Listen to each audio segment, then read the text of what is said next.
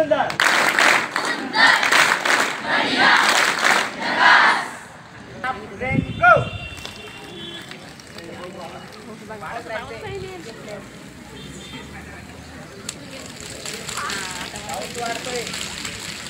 आनंदाची गोष्ट आहे आपल्यासाठी खास करून शेतकऱ्यांसाठी आपल्या सगळ्यांसाठी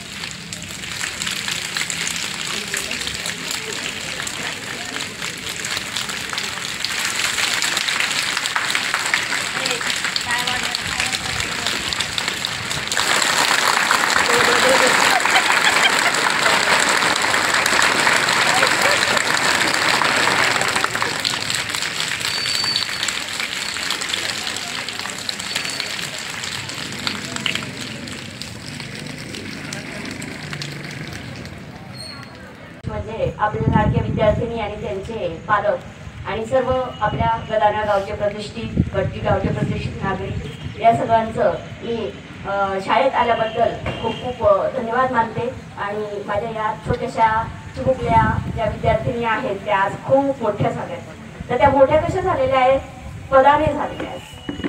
पदाने म्हणजे त्या सीए झालेल्या आहेत। बऱ्याच मुलांना सीए म्हणजे काय नेमकं माहीत नसेल, पण सत्कार चाललाय, गवगवा चालू आहे, सगळीकडे बातम्या चालू आहे म्हणून ते कौतुक करतायत, परंतु सीए म्हणजे चार्टर्ड अकाउंटंट। अकाउंटन्सीमध्ये ज्या ठिकाणी वेगवेगळे टॅक्स काढणं, टॅक्स बद्दल, प्रॉपर्टीचे टॅक्स काढणं, याच्याबद्दल जे काही नियोजन करायचं असतं हे सीए करत असतात।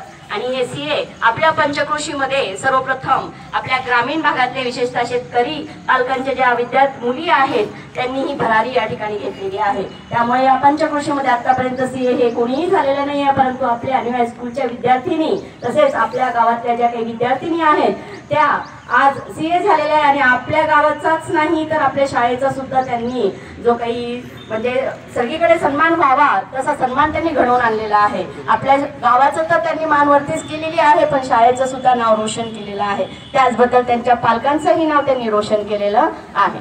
असंच या तुमच्यासारख्याच बसणाऱ्या 2013-14 मध्ये इथंच 8वीला ऋतुजा आली होती, बरोबर आहे ऋतुजा?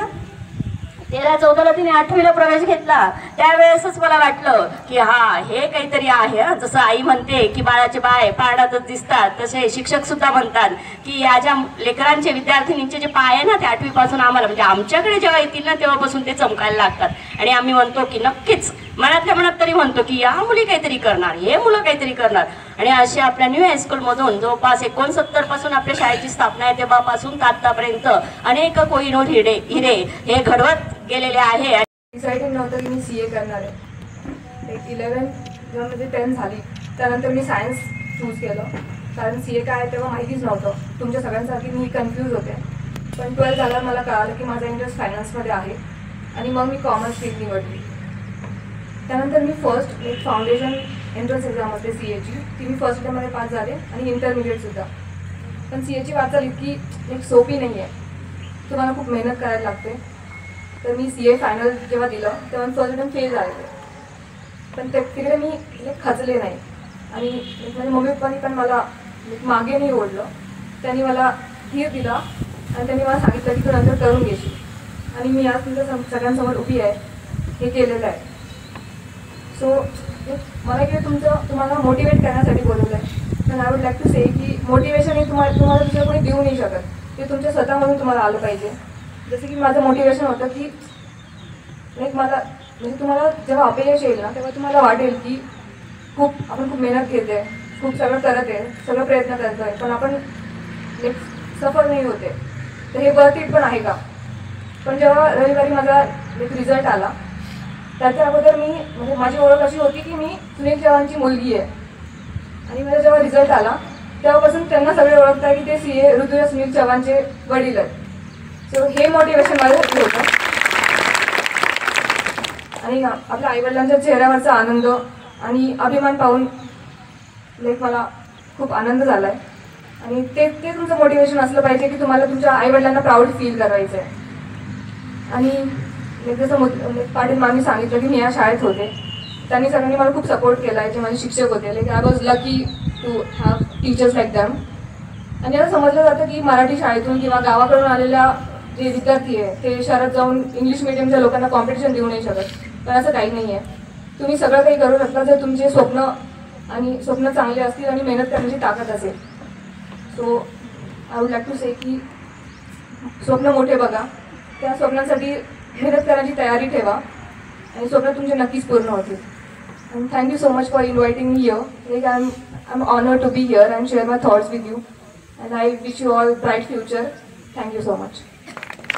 आणि सगळे अतिथी सगळ्यांना मी गुरुपौर्णिमेच्या शुभेच्छा देते. माझा हा प्रवास जेव्हा माझी 10वी झाली त्यानंतर कोणतं फील्ड निवडायची तो एक मोठा प्रश्न होता. म्हटलं सायन्स आणि आर्ट्स आपल्याकडं हाच एक म्हणजे इकडे ह्या मार्गाला जाणारे म्हणजे खूप विद्यार्थी होता. आपल्याकडे कॉमर्स हा विषय म्हणजे नव्हताच. म्हणजे मी 10वी झाल्यावर मला कळालं की कॉमर्स असं पण एक म्हणजे स्ट्रीम आहे. मग तेव्हा मग कळालं की CA पण त्यामध्ये एक म्हणजे एक चांगला कोर्स आहे. तर तेव्हा म्हणजे 11th ला मी कॉमर्स घेतलं आणि मग 11th ला म्हणजे क्लासेस वगैरे झाले आणि 12th ला तेव्हा लॉकडाऊन म्हणजे झालं. तर तेव्हा सगळं घर बसूनच असायचं. तर मग तेव्हा जसं क्लासेस वगैरे ऑनलाईन वगैरे असायचे. मग नंतर कळलं मग मी ऑनलाईनच याची प्रिपरेशन चालू केली आणि तेव्हा कळत गेलं की ऑनलाईनमध्ये पण आपण हे करू शकतो. इथं आता तुमचे जिओग्राफिकल बाउंड्रीज काहीच राहिले नाही. ऑनलाईनमध्ये तुम्ही घरी बसल्या म्हणजे तुम्हाला देशील म्हणजे दिल्लीची फॅकल्टी तुम्हाला इथे शिकवू शकते. ते मला तिथून समजलं आणि तिथून मग माझा प्रवास चालू झाला. फाउंडेशन दिलं ते माझं निघालं. नंतर इंटरचे पण मी क्लासेस ऑनलाईनच केले ते पण झाले.